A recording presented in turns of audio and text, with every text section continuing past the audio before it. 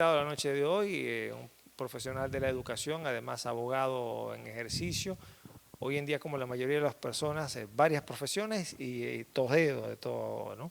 El licenciado Iván Bravo, quien es presidente del CITE, con quien estaremos conversando en relación a la materia educacional. Bienvenido a Zona Positiva, Portuguesa Televisión.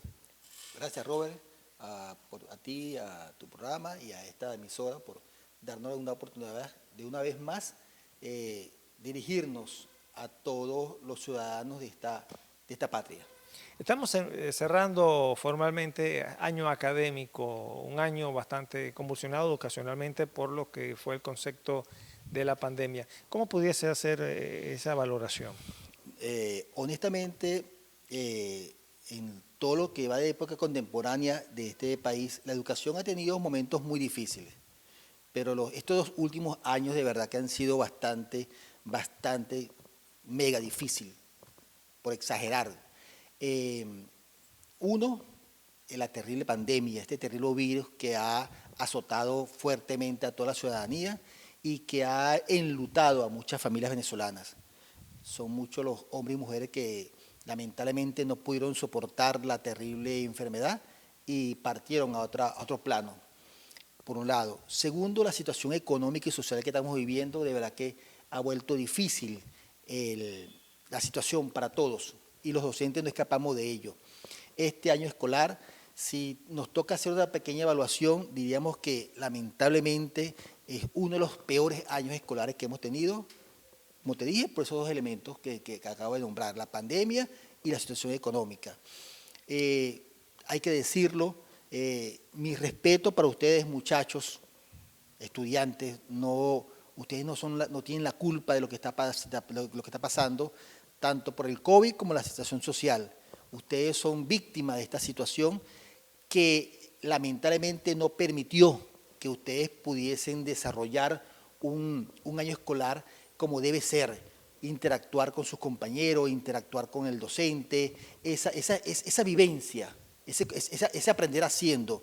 Lamentablemente ustedes no tuvieron esa oportunidad en 2 años consecutivos que tenemos de pandemia. Esta situación de verdad que algunos dicen que afecta el proceso de formación de los estudiantes. Yo les quiero decir a ustedes, amigos, muchachos, a nuestros estudiantes, que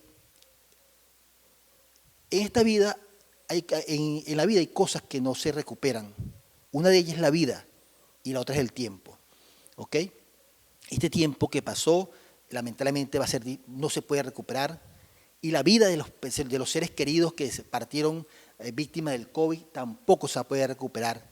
Pero ustedes van a tener la oportunidad de ser constructores de su formación, de su aprendizaje. Los invito a que esas debilidades que tuvieron por la falta de interacción con el docente, la falta de interacción con su compañero, traten de compensarlas ustedes como autodidactas. Ustedes son capaces de construir su conocimiento, ¿ok? De fortalecer esas pequeñas debilidades y la vida continúa. Ahora, le haces un llamado muy particular a los jóvenes a que se desarrollen y sean autodidactas, pero así como circulan en memes y puedo dar testimonio que lo he observado, lo he visto y presenciado, por el hecho de simplemente estar a la distancia las personas, principalmente son los padres los que le han hecho en su gran mayoría los trabajos y las investigaciones. Entonces, en cierto sentido sería como valga la felicitación a los padres porque están estudiando nuevamente para los que los muchachos les regalen el título y la posición de graduado. Sí, Robert, y todo el que nos está oyendo, el sol no se puede tapar con un dedo. El gobierno ante esta situación, muy hábilmente, y hay que reconocerlo, implementó como tenía que hacerlo, buscó una alternativa, una solución al problema de la cuarentena y la no presencia de los docentes y los estudiantes en la escuela y propuso un plan llamado Cada Familia en la Escuela. Quiero decirlo que con tristeza con tristeza y dolor que lamentablemente ese plan no funcionó. El porcentaje de estudiantes que pudieron desarrollar las actividades fue muy poco, muy poco, porque muchos docentes no tenían los equipos tecnológicos, muchos padres no tenían el equipo tecnológico, muchos no había conectividad. Y como tú dices, ante un problema la gente busca una solución. Si yo como padre tengo a mi hijo y le mandan un trabajo y yo no sé del trabajo y no sé cómo explicarle, no sé cómo orientarlo, mira, tengo que acudir a otras instancias, buscar a alguien que le hiciera el trabajo a mi hijo para que mi hijo quedara bien. Eso pasó. Y no podemos tapar el sol, tenemos que decirlo responsablemente. ¿Cuántos padres no tuvieron que ayudar a sus hijos? ¿Me entiendes? Porque la vida continúa, la vida continúa. Y había que sobrepasar esta situación y la vamos a pasar. Pero tenemos que reconocer que el plan Cada Familia en una Escuela no funcionó. Algunos padres tuvieron los recursos para ayudar a sus hijos económicamente, mandarles los trabajos. Otros no tuvieron cómo hacerlo, ¿me entiendes? Pero pasó, Robert. Tu amiga, tu padre, tu familia que me estás oyendo, sabes lo que sucedió, lo viviste en carne propia. Fue un trauma, fue una situación difícil para el estudiante, fue una situación difícil para los padres, para los docentes, para toda la familia, pero pasó. Ahora lo que de verdad esperamos es que Dios mediante esta terrible pandemia pase y podamos ir poco a poco recuperando la normalidad, ¿ok? Repito, un año muy lamentable, con muchas debilidades, con muchas situaciones que no se pudo subsanar, pero bueno, pasó, vienen tiempos mejores, por lo menos estamos vivos, tenemos que dar gracias a Dios que estamos vivos. Mientras tenemos vida, Robert, tenemos esperanza, y mientras tengamos vida y esperanza, podemos seguir luchando. Ahora, Robert, viene un próximo año escolar, que eso sería interesante empezar a hablar de ese próximo año Vamos a escolar. trabajar eso al siguiente segmento, pero te quiero dejar con esta pregunta. Normalmente se hace el cierre del corte de valoración en relación a alumnos aplazados, alumnos para reparación. Tú manejas cifras para saber si efectivamente todos, producto de este modelo virtual, efectivamente todos pasaron, no hay nadie que queda pendiente. Pero eso me lo respondes al regreso. Estamos conversando con el abogado licenciado Iván Bravo, quien es presidente del CITE en el Estado portugués, uno de los principales sindicatos educacionales en esta entidad llanera. Quedó una pregunta al aire. ¿Cómo valora usted el corte de cierre en relación a aplazados? Porque es algo que también se ha venido cuestionando en relación a la calidad educativa cuando era presencial. Ahora se le suma que ni siquiera las personas están propiamente en las aulas haciéndole un seguimiento. ¿Cuál fue el nivel de aplazo, reparación o todos efectivamente pasaron al siguiente nivel? Honestamente no tenemos cifras oficiales porque quien tiene que darlas es el Ministerio de Educación Educativa, pero extraoficialmente no debería, tengo entendido que no debería haber aplazados, ¿ok? Te repito, todo está girando en una situación Anormal. inusual, anormal, que es esta terrible pandemia. Lo importante es salir vivo de esta terrible crisis que estamos viviendo.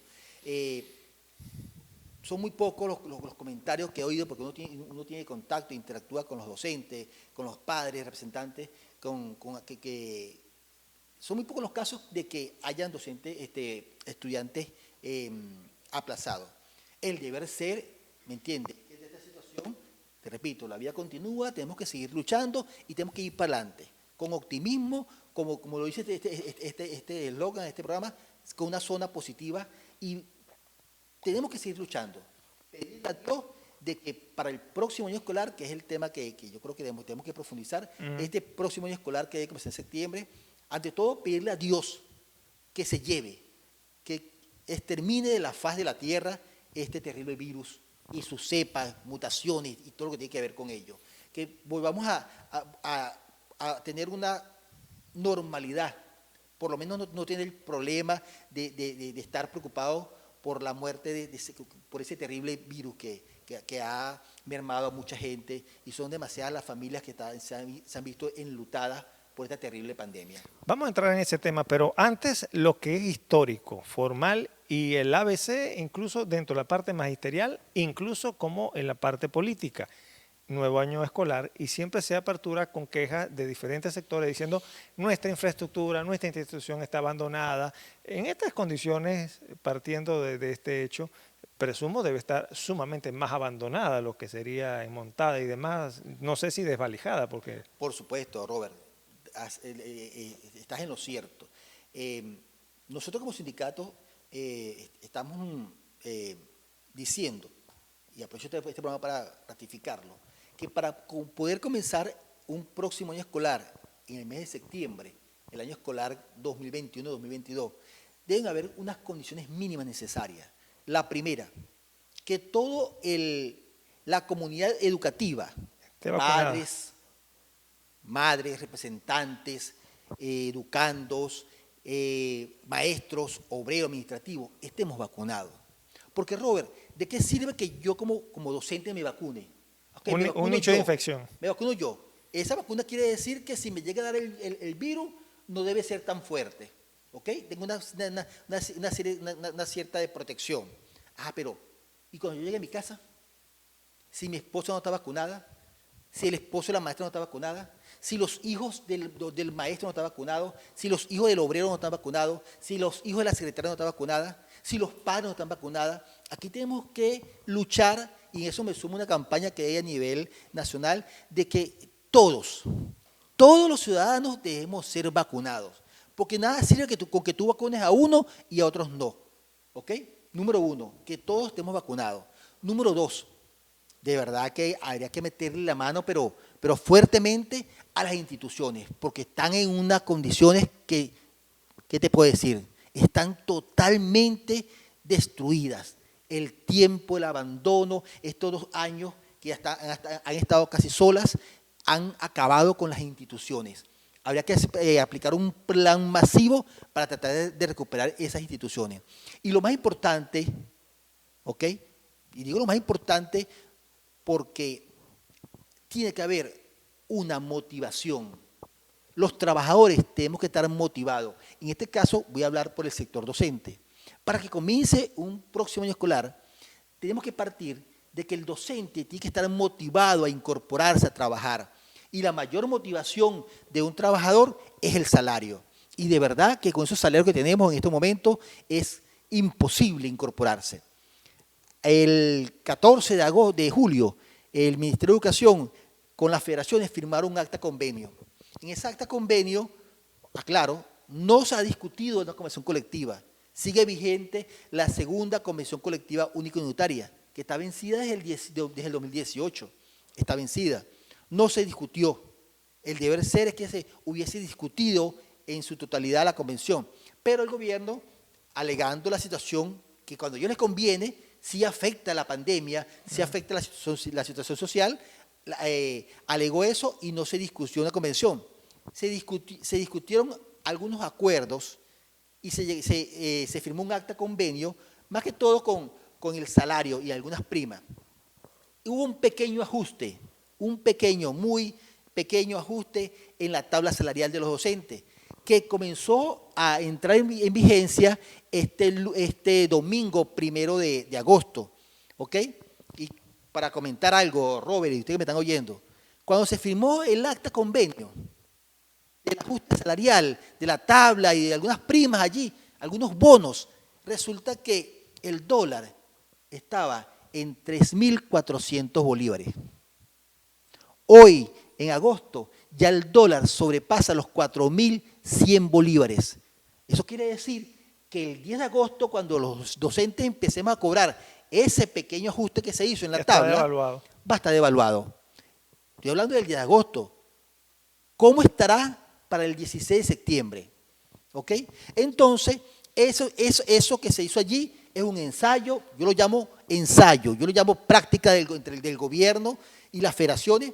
Esperemos que el gobierno entienda que esa práctica y ese ensayo no funcionó y que el ajuste que le tiene que hacer a los docentes debe ser más significativo. El ajuste que el salario que debe tener un docente debe motivarlo a trabajar. Con esta pandemia, muchos docentes se vieron obligados a dedicarse a hacer otra actividad. Me están indicando que nos va quedando para hacer un nuevo corte publicitario. Vamos a desarrollar el emprendimiento forzado en el Bastante complicada el escenario para este año escolar. Quisiera que analizara la perspectiva, porque desde hace rato viene con el concepto de ensayo y error, que es lo que más o menos viene planteándolo, pero en el concepto de la incorporación. Y van los docentes y los docentes dicen, no, no nos han vacunado. Y esto indica que va a continuar por la manera tan efectiva y como vienen dándose las vacunas, y no se ha tomado como un rubro de concepto humanitario los docentes para que puedan estar vacunados como prioridad, ¿no? Pareciera ser que este año que se va a iniciar va a seguir la misma modalidad virtual. ¿Esto pudiese darse así o hay algún cambio de señas? Todavía no hay nada oficial. Honestamente, mientras esté latente, mientras esté haciendo desastre el COVID-19 en cualquiera de sus cepas, mutaciones, yo creo que sería una irresponsabilidad que el gobierno llamara a clase presencial, por un lado. Y si el gobierno lo llega a hacer, estando esa realidad del COVID y del virus, yo no creo que los padres, de manera consciente y con 4 dedos de frente, envíen a sus hijos a clase presencial. Porque ante todo está resguardar la vida, la salud del ser humano. ¿Ok? Repito, cualquier cosa se recupera, menos la vida. Tú hiciste un comentario, Robert, me parece muy acertado. Llamaste a lo que los docentes nos vimos obligados a poner en práctica. El gobierno sí utilizó ese término en estos días pasados, emprendimiento, pero tú le agregaste una palabra muy interesante y muy acertada, emprendimiento forzado. Sí, hay que reconocerlo. Los docentes, ante la terrible situación económica que estamos viviendo, motivado a que el sueldo que deposita el gobierno no alcanza para nada, nos vimos obligados a emprender otra actividad de manera forzada. Ojo, y el trabajo no denigra ni deshonra, ¿ok? Cualquier trabajo, arte y oficio es honroso si se hace con amor, si se hace con pasión, si se hace bien. Pero si yo me formé para ser educador, si yo me formé para educar, ¿por qué tengo que hacer otra cosa distinta que no sea la de educar? La tengo que hacer porque me veo obligado, forzado. Ahora la pregunta es, Robert, y tú, maestro, que me estás oyendo, tu madre, tu padre, porque el gobierno lo sabe. Yo, docente, emprendí una actividad, sea cual sea, de buhonero, de vigilante, otra actividad, de obrero, de empleado, cualquier otra actividad. Y esa actividad me está generando unos ingresos aproximados entre 20 a 25 dólares semanales. ¿Ok? Eso quiere decir que al mes tengo un ingreso de entre 80 a 100 dólares mensuales. ¿Ok?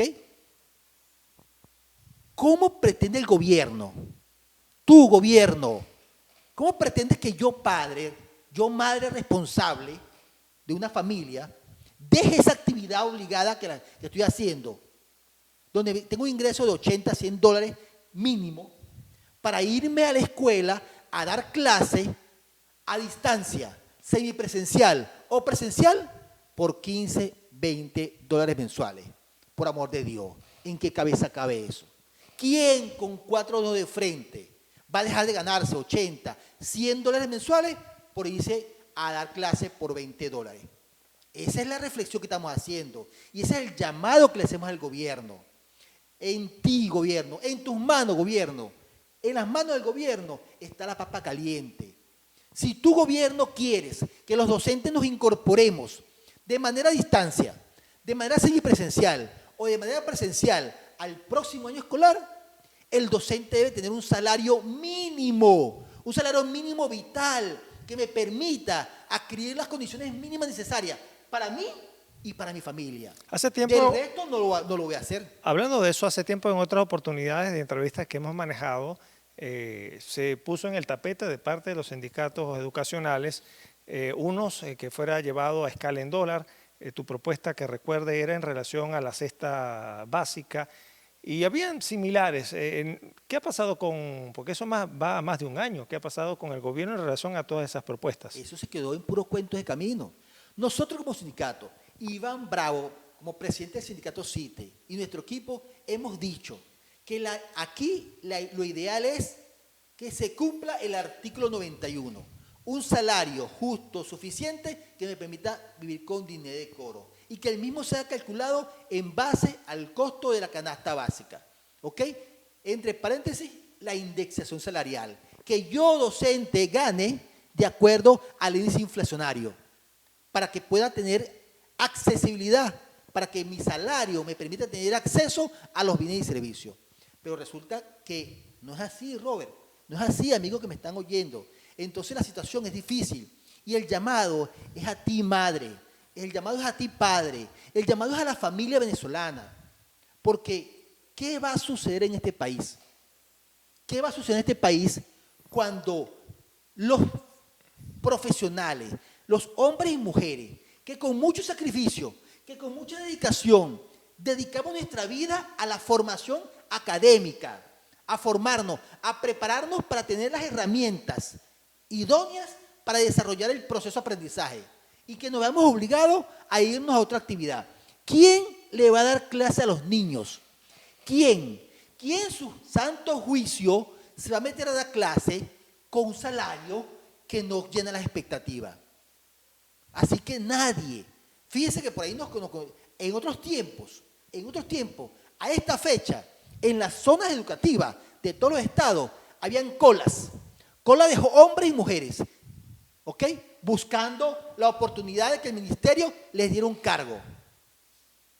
Ahorita, ¿quién? Nadie. Y viceversa, los estudiantes se mataban por ingresar en el Instituto de Comercio, la técnica, y ahorita uno ve flyers diciendo, hay cupos, hay una promoción, si bien le damos una bolsa. Que lamentablemente, los jóvenes, ¿cómo hacen ¿qué están haciendo la mayoría de los jóvenes? Lamentablemente, le dicen a la mamá y papá, no, mamá, papá, yo no voy a seguir estudiando. Yo mejor me dedico a trabajar y te ayudo en la casa. Yo mejor me dedico a trabajar y con eso tengo para comprar mis zapatos. Yo mejor me pongo a trabajar porque estudiando no ganas nada. Mamá, tú eres graduada, eres profesional y estás pasando trabajo. Entonces, lamentablemente esa situación está desmotivando a la juventud. Y el llamado es a no hacerlo.